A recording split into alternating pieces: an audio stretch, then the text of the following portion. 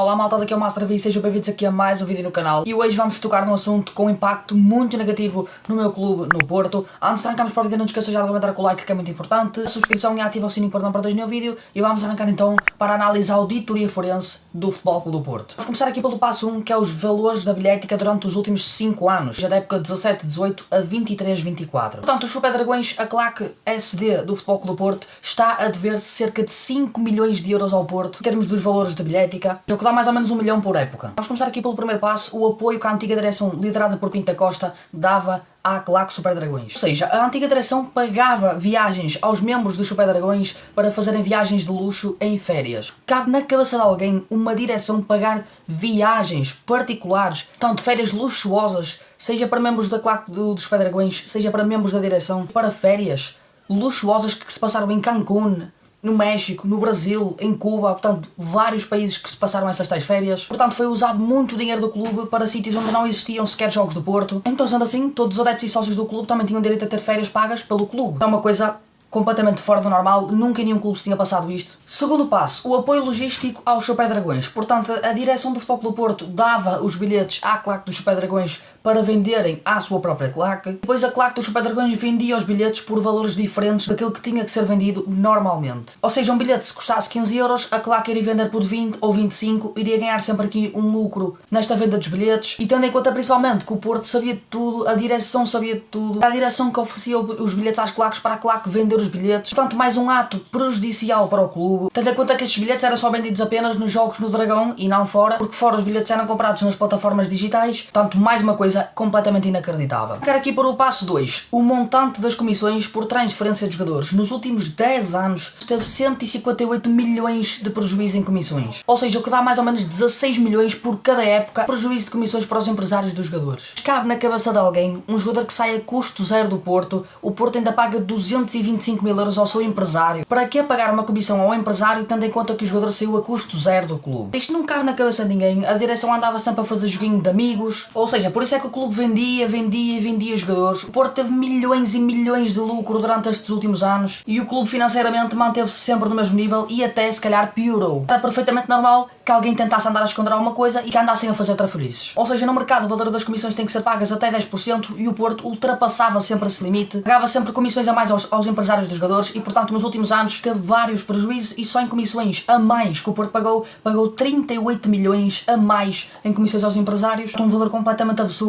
e tantos estes milhões faziam falta ao clube a comprar plantéis, pagar despesas, etc. Outras comissões que também passavam as diretrizes da FIFA, as comissões pagas pelas renovações dos jogadores. As diretrizes da FIFA dizem que é um máximo de 3% daquilo que podem ser pagas as comissões e o Porto, em 95% dos negócios, ultrapassou sempre esse limite. Perfeitamente dá para ver que isto era tudo um negócio de amigos, tudo um negócio com empresários e, portanto, o Porto pagava imenso dinheiro aos empresários só porque sim, sem ter qualquer contrapartida ou sem esses mesmos empresários terem feito qualquer trabalho para o Futebol Clube do Porto. Passo 3, despesas de representação. O Porto foi prejudicado em 3,6 milhões de euros. E este tópico, o terceiro, é o que mais me impressiona, porque dos 3 milhões e meio de euros, o Porto foi prejudicado ao longo dos anos, para uso pessoal, seja dos administradores do Futebol Clube do Porto, seja da claque do Porto. Só, por exemplo, em férias, em viaturas, foi gasto 1.120.000 euros em viaturas, não só para os Super Dragões, mas também para membros familiares. Portanto, foram para México, Cuba, Cancún e, portanto, no uso de viaturas de luxo, foram gastos cerca de 1.120.000 euros. Portanto, só este dinheiro já dava para pagar muitos salários aos jogadores do Porto. Portanto, o Porto foi prejudicado muito e muito dinheiro. Gastos mais 700 mil euros, portanto uma coisa simplesmente brutal ao longo destes anos em termos de refeições,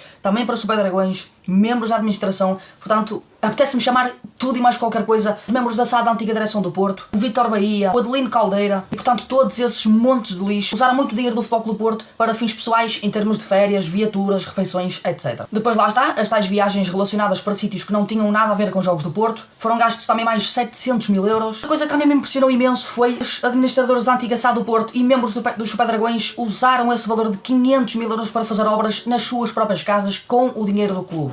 Portanto, alguma direção normal que não tivesse feita com a claque deixava gastar 500 mil euros em obras em casa dos próprios membros dos Super Dragões. Portanto, uma coisa inacreditável. Não só dos Super Dragões, mas também da administração. E portanto é uma coisa simplesmente que me dá vontade de rir e de chorar ao mesmo tempo. Só também em combustível e portagens foram gastos 250 mil euros nessas tais viagens que eu já tinha falado a vários países de luxo. Em outras despesas estão relacionadas com este valor, como joalharias, bens de luxo, materiais desportivos e materiais informáticos. Portanto, E eu sinceramente quero que isto venha tudo cá para fora agora, para vir que venha tudo de uma vez. Claro que isto vai ter um impacto completamente negativo na estrutura, no plantel e em todo o Futebol Clube do Porto. E eu tenho o pressentimento que ainda não se soube claramente tudo, ainda vai ser muita coisa cá para fora do que passou ao longo de muitos anos. Vamos falar do último tópico, a auditoria dos jogadores. É outra coisa que me ultrapassa completamente. Aqui percebe-se completamente os negócios que o Porto fez ao longo de muitos anos com o Portimonense e de todos aqueles jogadores que vieram para o clube sem terem feito muitos jogos, termos gasto um valor completamente absurdo na sua contratação. Agora percebo perfeitamente o porquê. De 55 jogadores, 51 foram contratados sem existirem relatórios de scouting. Portanto, a minha pergunta é, um clube vai contratar jogadores sem ter um relatório de scouting, sem ter uma matéria-prima que lhe diga se é uma boa contratação, entre outros vários aspectos, e portanto contrata 50 jogadores sem ter relatórios de scouting, sem ir observar o jogador?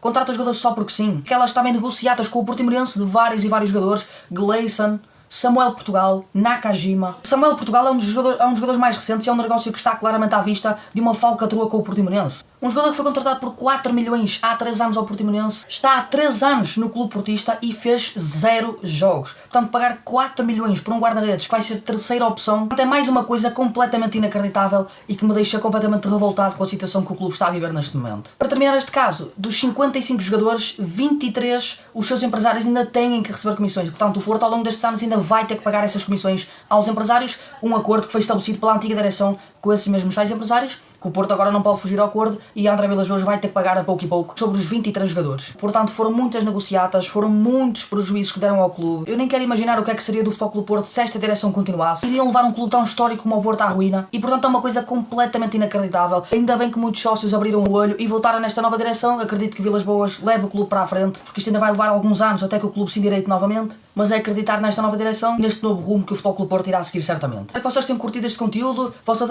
desportistas, manifestem-se aí nos comentários e digam o que é que acham desta situação toda. Eu acho sinceramente que ainda vai sair muito cá para fora. Rebenta com o like do vosso lado, a subscrição e ativem o sininho que é muito importante. E vamos dar por terminado aqui o vídeo, ok malta? O Master V, espero que vocês tenham curtido, portem-se bem e tchau tchau malta.